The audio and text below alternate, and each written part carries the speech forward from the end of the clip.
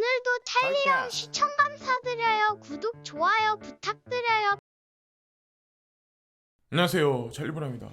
아마 많은 분들 깜짝 놀라셨을 텐데 제가 새벽 3시 반에 제가 보통은 알람을 안 듣고 깨거든요. 알람을 맞춰놓긴 하는데 알람을 듣지 않고 이게 습관이 새벽에 일찍 일어나는 게 습관이 되다 보니까 그래서 그냥 자연스럽게 일어나서 폰을 이렇게 빡 봤는데 비트코인부터 특히나 이제 주식시장이 거의 뭐 나스닥은 6%가 빠졌더라고. 그래서 이게 무슨 일이지 갑자기? 어저께 분명히 제롬 파월 연준 의장이 시장 달래기가 있었고 하반기 금리 인상에 관한 것도 그냥 나쁘지 않게 발언을 했었는데 그래서 제가 왜 그런지에 관해서 뉴스를 쭉 찾아봤는데 이유가 있더라고요. 예, 이렇게 지금 했었을 땐 그래서 많은 분들이 아마 이제 비트코인 2만 달러 간다라고 이제 하시는 분들이 아마 분명히 되게 많을 거고 나는 여기서 어떻게 해야 되지? 라고 아마 고민하시는 분들도 아마 되게 많으실 거예요. 어쨌건 나스닥은 거의 뭐 6%까지 빠졌었어요. 제가 아까 캡처했을 땐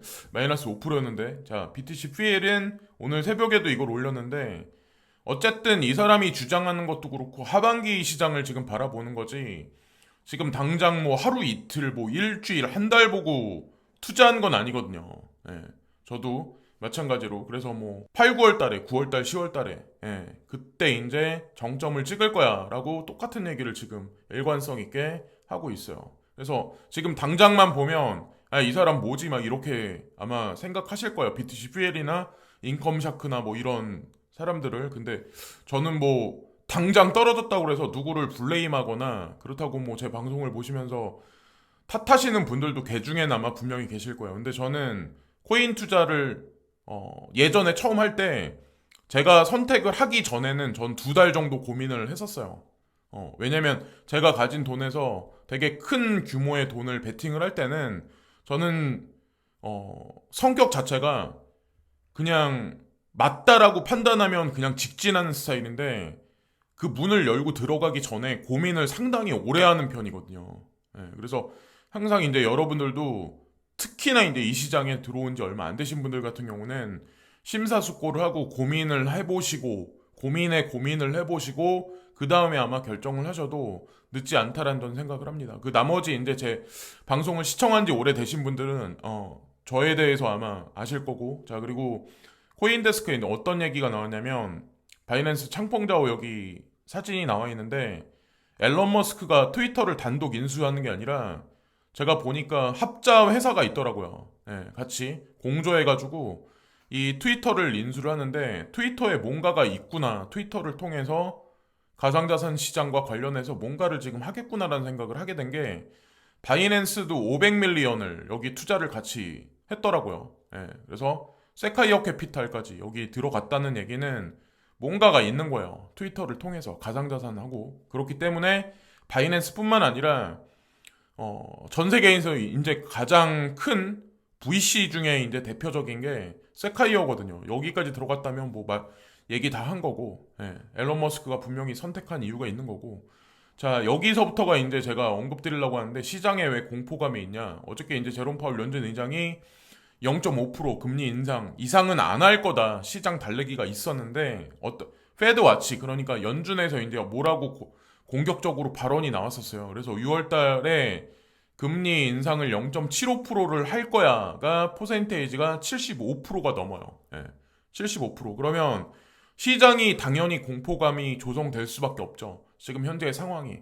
제롬 파월 연준 의장은 그냥 0.75 금리 인상한다는 말에 관해서는 그냥 우리는 웬만하면 그렇게 안 하겠다라고 언급을 했었죠. 근데 그럼에도 불구하고 그 외에 연준 의원들이 지금 인플레이션이 너무 급등을 하기 때문에 0.75 금리 인상을 해야 된다라고 얘기를 한 것 같아요.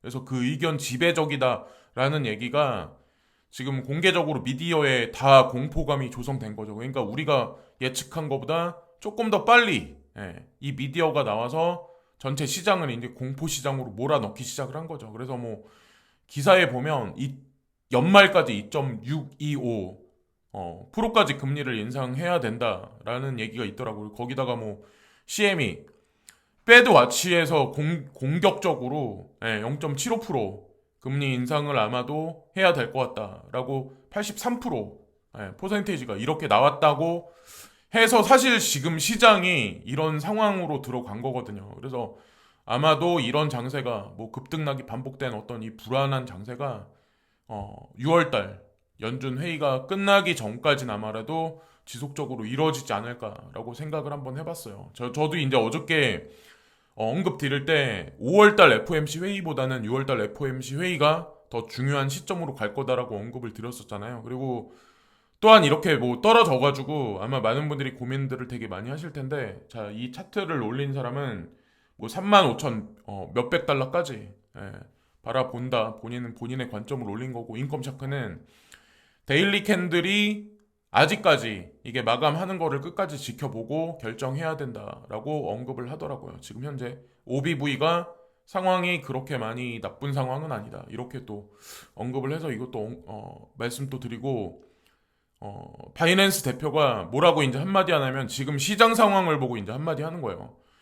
때때로 시장은 의미가 없다. doesn't make sense란 어떤 그런 표현을 쓰거든요. 그래서 그런 다음 나중에 항상 뭐 한다, 실행된다. 자, 지금 현재 의미 없다. 지금 장세의 흔들림에. 근데 나중에 뭔가 좀 긍정적인 방향으로 흘러가지 않냐. 이런 얘기를 지금 하는. 그러면 전 세계에서 제일 큰 거래소 대표가 이런 얘기를 하면 사람들은 아마 지금 장세만 보면 거래를 시키기 위해서 시장을 떠나지 않게 개인 투자들을 하기 위해서 지금 그러는 거 아니냐, 꼬드기는 거 아니냐 이렇게 보실 분도 있겠지만 저는 이분 말이 맞다라고 생각하거든요. 그리고 그레이스케일 자산운용사 증권거래위원회에 여기 호라이젠, 스텔라 루멘, 지캐시 신탁 ETF 전환 등록 신청.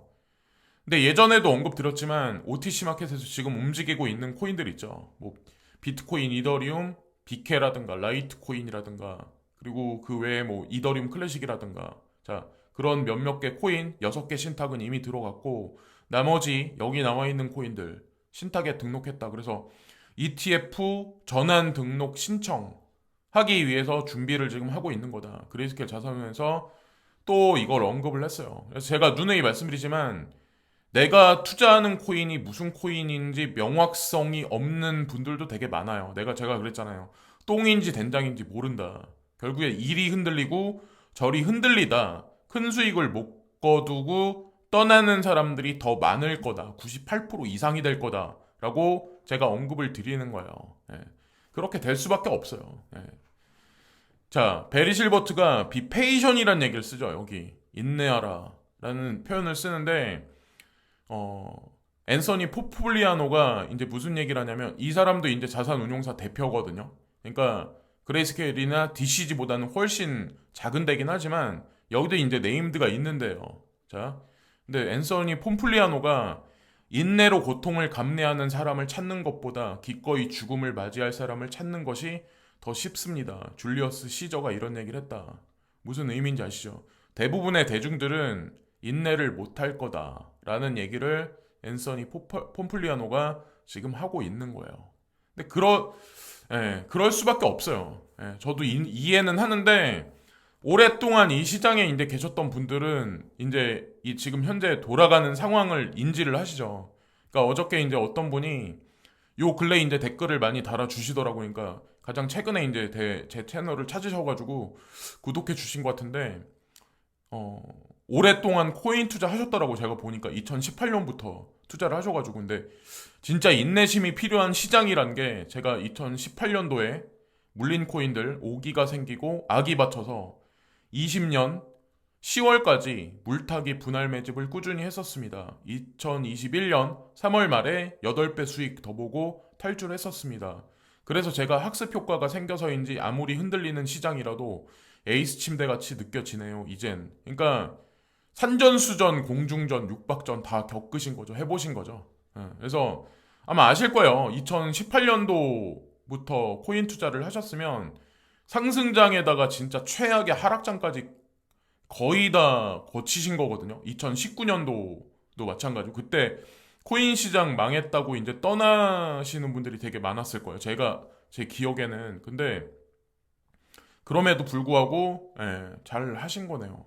잘 하셔서 이제 앞으로도 더 좋은 결과를 아마 보실 것 같은데 최근에 들어오신 분들은 아마 이분이 이렇게 말씀하셔도 인지를 못하시거나 이것도 조작이다 아마 그러실 분들도 아마 분명히 있을 거예요. 근데 뭐 이리저리 흔들리다 떠나가는 것도 뭐 본인의 그런 거니까. 그리고 제가 이제 마지막에 말씀드리고 싶은 게 뭐냐면 강수연 심정지 원인은 뇌출혈 가족들은 긴급 수술 고려 중이다 뭐 이런 얘기가 나왔어요. 그래서 제가 어저께 이걸 오후에 봤나? 근데 갑자기 왜 이게 이런 뉴스가 나왔지? 그래서 이분 하면은 저 어릴 때 엄청난 인기 스타였잖아요. 그리고 저는 지금도 제 마음속에 인기 스타거든요. 강수연 하면 떠오르는 그런 이미지가 있잖아요. 근데 공중파나 아니면 영화계에서 이제 이분을 안 뵌 지 되게 오래됐었잖아요. 근데 어디가 급하게 많이 아프셔가지고 갑자기 이런 일 당하신 것 같은데 빨리 쾌차기를 저는 이제 진심으로 기원을 하고 또한 이제 제가 말씀드리고 싶은 게 뭐냐면 제 나이 정도 되면 저보다 이제 연배가 조금 높거나 아니면 더 뭐 30대 정도 되신 분들도 요즘에는 갑자기 심정지가 온다거나 뭐 갑자기 뇌출혈이 온다거나 그래가지고 갑자기 돌연사 하시는 분들도 되게 많아요. 뭐 아시겠지만 그래서 어떻게 보면 우리가 코인 투자하면서 뭐 큰 돈을 벌기 위해서 하는 거긴 사실이긴 하지만 제가 누누이 말씀드리지만 사람 앞일을 진짜 아무도 모른다는 거죠. 당장 1시간 후에 내일 일을 일주일 후에 한 달 후의 일을 아무도 몰라요. 그게 엄청 극악으로 갈지 긍정으로 갈지 어떤 사람이 예를 들어서 뭐 은행 계좌에 100억이 있고 예를 들어서 뭐 엄청 잘 살고 막 이런 사람도 당장 내일 어떻게 될지 모르는 거고 당장 월세에서 막 이렇게 허덕이며 사는 사람이 당장 1년 후에 뭐 몇 개월 후에 어떻게 될지 아무도 몰라요. 근데 중요한 건 우리는 펀더멘탈 강력한 코인에 투자하고 있는 거고 수익률이 강력한 코인 시장에 몸을 담고 머무르고 있기 때문에 끝까지 이제 희망을 버리시면 안 된다고 이제 전 그걸 말씀드리려고 자 어쨌건 빨리 쾌차하시기를 저는 이제 기원합니다. 그래서 오늘도 뭐 임팩트 있는 뉴스를 제가 말씀드린 건 없는 것 같아요. 그래서 마지막 판단은 언제나 말씀드리지만 각자 개개인이 이제 내리셔야 될 것 같고 누차 말씀드리지만 불안한 시장 상황을 또 이렇게 연준에서 또 갑자기 어저께 제롬 파월 연준 의장이 말씀하셨음에도 불구하고 하루가 딱 지나자마자 이렇다고 했었을 때 여러분들은 과연 어떤 생각들을 저는 항상 이제 제가 말씀드리지만 개인 투자자들이 돈 벌기 쉽지 않게 만들고 나서 언제나 시장을 항상 긍정적이게 흘러가게 또 만들어놔요. 어딘가에서 또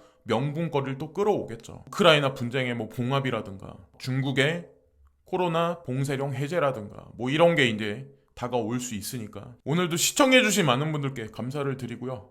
오늘 하루도 좋은 하루 되세요. 이따가 뉴스거리 이슈거리가 있으면 또다시 찾아뵙겠습니다. 감사합니다.